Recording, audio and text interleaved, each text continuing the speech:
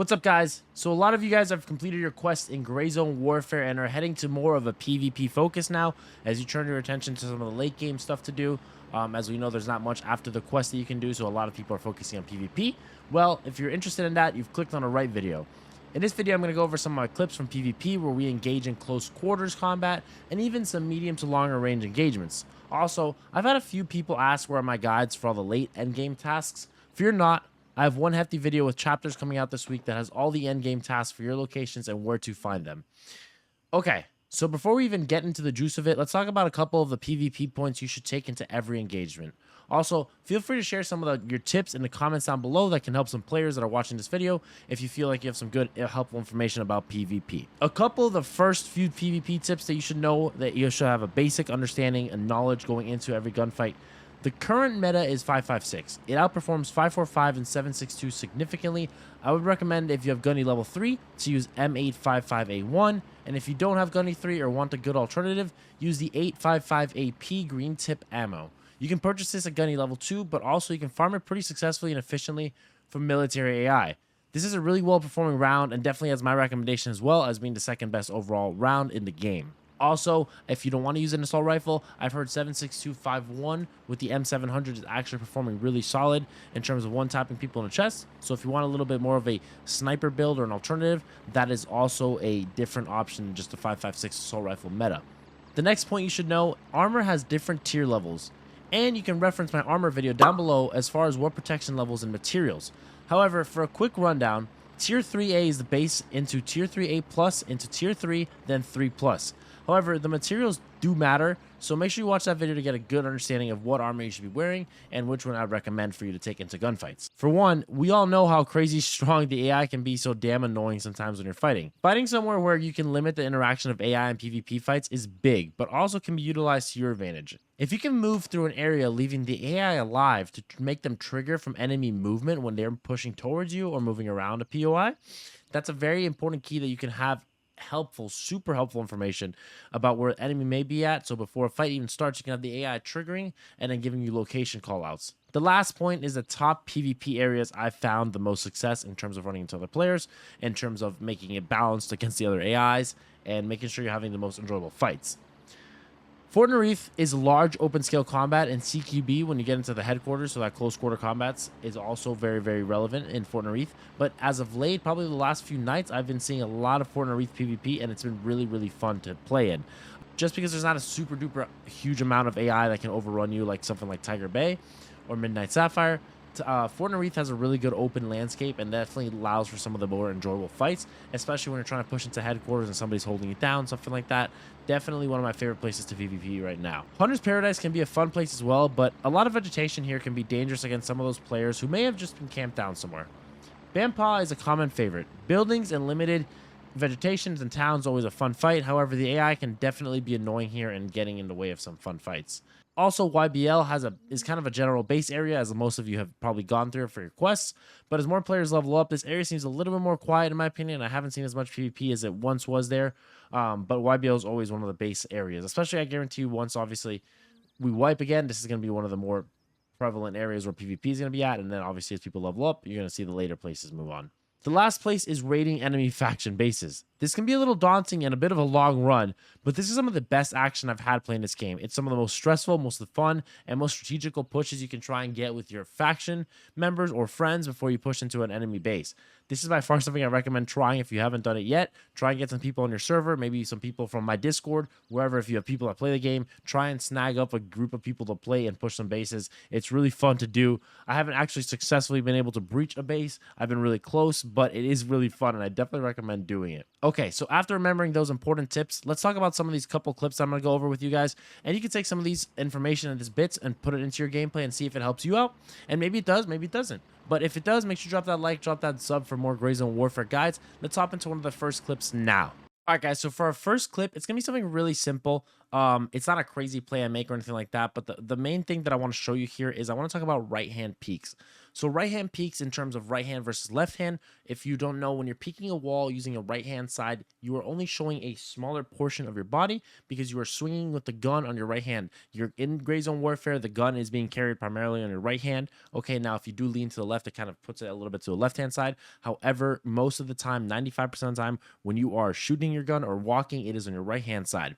What that means, when you right hand peek a wall or a door or something, it's not anything, any object in front of you, when you right hand peek to the side, you'll only be showing the gun and then a small portion of your body. So you'll be limited in exposure, and the enemy target will be a lot smaller in terms of peeking left-hand side. So if you think about it in that retrospect, if you're peeking right-hand side, small portion, your gun's on the right side, you don't have to show a lot. Now, however, if you're peeking left, you have to expose more of your body to show more of the gun. So the gun can only come across so far, and you have to show more of your body to make sure you can get the gun in front of you and get shots down range. So in most situations, you want to make sure you positioning is a big topic of PvP. Positioning is like everything in terms of winning gunfights and making sure you don't just RNG 50-50 gunfights. Positioning yourself in a situation where you can right hand peek somebody through a wall instead of peeking them with a left hand peek or just straight up exposing yourself is going to be really, really important. So slow peeking in this clip, as you can see, I'll kind of slowly peek across the wall and I'll keep holding down E on my keyboard, so I'm leaning to the right. So I'm actually not standing straight up, so I'm leaning to the right, so it's not an easy shot for him to hit directly in my face. I'm leaning to the right, and then I'm getting the hip fire shots on target as well. So we'll just watch this really quick and then you can see what I'm referencing here. Sprinting. So I hear sprinting, like I said, and I heard it on my left. Okay, so in this situation, you can see the shadow right here below us. What I'm going to do is I'm going to peek this there you go. So I'm peeking this with a right hand peek, and I'm peeking leaning to the right. I missed the first few shots, but the ability that I have this protection here, watching some of my body, means most of his shots, actually some of them hit the wall. He does hit me, but I also get a lot of protection from the wall. Dead. Because I am being right hand peeked and I'm not showing and exposing as much of my body. Even through the lag, I persevere. Right hand peeks, really important. Make sure when you're peeking a hallway, peeking a door, peeking a wall, if you can position yourself in a right hand peek, now you're not always going to have that advantage, right? You might be in situations where you're stuck somewhere, you can only left hand peek somebody and it happens, right? Then you're going to kind of more be relying on your aim because you're going to have more exposure. So you're going to have to kill the guy faster if you're peeking left hand side, or else he's going to get more shots on you. Now, if he doesn't know you're there, you might, much more of an advantage. But if he knows you're there and you're going to peek left hand side, it's going to be a lot easier for him to just pepper your body with a lot of bullets. Now, if you're peeking right side, you're going to only expose a little bit. Make sure you use lean. Utilize that lean, Q and E on your keyboard, E to lean right, and then you can put some shots down range while leaning right. I feel like a lot of players don't utilize right-hand peeks or don't know how strong they are, but they are definitely strong in terms of lowering how much damage you take and lowering your risk. So we're going to switch up to the next clip here. I just wanted to show you a basic one talking about right-hand peeks. The next one I want to talk about is you're going to see me dropping in an LZ and then getting shot, and then what I do to kind of reposition myself to win that gunfight. This next clip I want to go over with you. We just landed at the Bampaw LZ. What's going on here is all of a sudden I'm facing the town. On my right, which if you're dropping in at this LZ, which is the north of the town, you have the big hill to my right here for reference point. There apparently is a sniper over there. So there's a guy sniping at me while I dropped out of the LZ. Biggest thing that I have with the Bampaw LZ that you probably have ran into this and you've probably used it to your advantage. These bushes are really, really big. The biggest thing you need to do when you're taking contact from a guy and you don't know where he is, which I had no clue where he was at and I couldn't reference because he's already getting shots on me, as you can hear from the audio, is break line of sight. That's immediately what I do, and I go prone here and I go into these bushes and I kind of almost disappear. If you try to shoot somebody when you go into these bushes, you can tell they completely just vanish. It's really hard to hit your shots after this. And I thankfully have the advantage of other people trying to spot him for me. Nobody does, but they get some shots up there towards the range and then, try and suppress him or something like that. But breaking line of sight is really, really important in trying to keep yourself alive in PvP gunfights, especially when the other guy has a drop on you. Like in this situation, you're going to see. And what I want to show you is we were discussing is that we're getting shot from the right. And what I'm going to immediately do is, in terms of breaking line of sight, I'm going to go ahead and go prone, go in these bushes, get myself some cover, right? Because if you probably shot into these bushes, you've kind of known that they're really hard to shoot into or try and spot enemies. Now, a big thing is if you have a backpack on, take that thing off, especially if you're getting shot at. That will give away your position a lot easier. If you get as low as possible by removing that backpack to the ground, utilizing these bushes to give you cover, which, like I'm telling you, these bushes at Bampaw are insane. You can completely disappear. I don't have a bag on in this situation, so I don't have to worry about taking one off. What I'm going to do is heal. I've broken line of sight because he can't directly see where I'm at anymore. He kind of just knows idea that I'm in a bush, right? He knows that I'm in a bush somewhere, no clue directly where. So he's just kind of glazing that entire area. So what I'm going to do is I'm going to heal in this cover. And then what I'm going to do is I'm going to break left. So instead of kind of getting up and looking directly where he's at, before I even worry where he's at, I know he's in general vicinity to my right. I'm going to pop up. I'm going to break that line of sight, or I've broken that line of sight, and I'm going to reposition myself. A lot of players, what I've seen in this game, tend to get stuck looking directly where they're originally firing, and they get very tunnel vision and focus, and the peripheral vision is kind of exactly where the monitor is looking, and they expect you to come right at them. And this is something you should, if you do this, probably break that habit. Try and position yourself and look around what's going on left, front, and right, and even behind you. Especially if you're playing solo, there's a lot going on. If there's a hill behind you, obviously you have the advantage of knowing there's nobody behind you, and you've positioned yourself properly where you can only get attacked by someone in front of you. Now, anytime a player is shooting at you, use that movement, rotate. Now, I'm not saying every single player is going to get stuck target focused like some of these guys are and stay looking in front of you.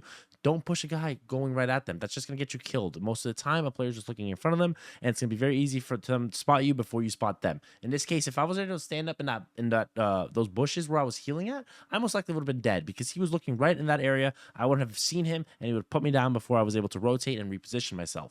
So reposition, go to the left, go to the right, go behind, flank, utilize that movement, take the most unoptimal route that'll catch the enemy off guard. Now, there is a fair balance in between this where you're trying to, balance out how long it's going to take to flank before he moves, and you don't want to get stuck somewhere where you're flanking where his last known position was, and now he's gone, right? So now you don't know where he's at, and now you're playing a guessing game again. But there's also a fine line where you're walking and trying to flank and get behind him before he moves out of that area, and then you now have the drop on him. So what you see here is I'm on the left-hand side. I've broken line of sight from where he originally thought I was at. I have the bushes in front of me, the trees in front of me. I'm kind of trying to spot him through these bushes where I'm not really exposing myself as much as I was when I was in bushes. I hear some of the AI to my left, so I'm trying to make sure I'm aware of that. And I'm going to push up this entire left side here. I'm not going to push up where I'm exposed on the right because like I'm telling you, if you're pushing up somewhere wide open, especially where he was looking at previously and where he was shooting you, you're probably going to end up back in a base. Like it's very, very basic stuff that you should know when you're getting into a gunfight. Don't go straight at a guy where he's positioned already and ready to take shots at you. So I'm going to keep pushing up this left side, playing it slow because I don't know if he pushed down, if there's more. There's a lot to take into every single gunfight when you're taking so here we've pushed up the bushes a little bit more. We keep hearing some shots coming from behind us, but that's kind of our friendlies shooting. I checked the map already, and I saw these are my friendlies shooting at the AI. I'm the main one kind of pushing this attack. I see there's a friendly on my left, but constantly checking your map is important. If you do not want a TK, stressing having a quick keybind. So I've bound my map to my caps lock so I can just pop that thing up real quick and I can see, all right, no friendlies in front of me to my right, and there's one to my left. So everything to my right and front is going to be hostile, and I'm going to shoot first, ask question later, because like that I'm safe. I can tell there's nobody gonna be in front of me here, and this is where I'm kind of flanking. I'm still flanking around, and now I know he's up here somewhere, and this is kind of where you'll see immediately that I spot where he's at directly because he's standing out. So right there, boom. So immediately the guy is standing up. You may have missed a frame where you saw him. I'll go back here real quick. You see he's standing up, and it's kind of giving away his position immediately. I'll kind of let it play out without pausing this time because you can see, look at him standing out like a sore thumb. So I just put some shots on him. He wasn't expecting that left-hand push as much. He was looking to the right a little bit more, primarily because he was probably hearing the suppressed shots from my friendlies back in the town, and that was probably throwing him off. Couple things there that I want to just quick summarize. Break line of sight. Don't let the enemy catch you coming straight at them. Reposition yourself. Use those flanks. Understand optimal routes or unoptimal routes, that will keep a player more confused. Also, make sure you try and don't take forever if you're flanking, right? So like, okay, I know he's shooting me from over there. Let's take 25 minutes on this push. No. For me, right? So let's say I was that guy on the hill, right? I'm looking down at these bushes. I'm shooting. There's nothing going on. All of a sudden, I notice that there's no fire coming back at me. Nobody's flanked. It's been 20 minutes. I'm leaving. I'm moving somewhere else. Something else is going on. I'm repositioning myself, and I'm going to find the players again. If you are the player shooting down at somebody and you don't kill them, and they have now broken that line of sight and reposition yourself. This is what I was saying earlier. If you're shooting, don't stay in that same spot. Shoot, boom, move. Don't stay seated. Now, granted, if you're camping in a bush, something like that, maybe you're better off sitting in the same spot because bushes are impossible to see into sometimes. But if most situations where you're standing out, like that guy wasn't standing still in that same exact spot, he was probably shooting me from the whole time.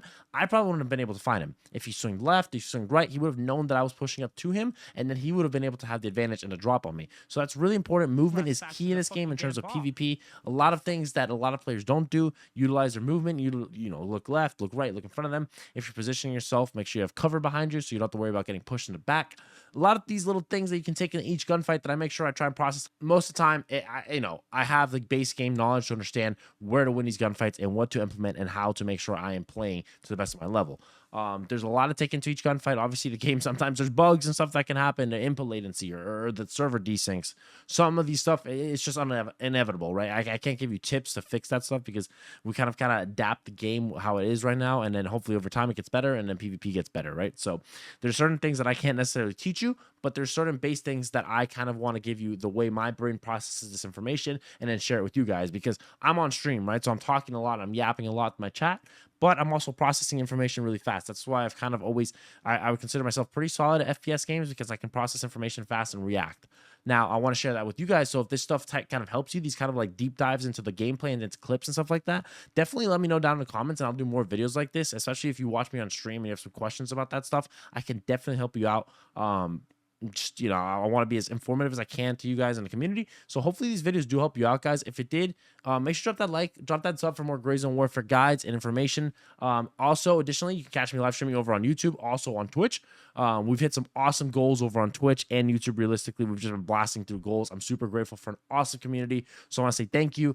We've actually hit the requirements to apply for Twitch partners. So that's awesome because of you guys. So thank you for tuning into those streams and live streams and hang out with me. I've been live every single day around 7, 8, 9 p.m. EST, so make sure you tune in there.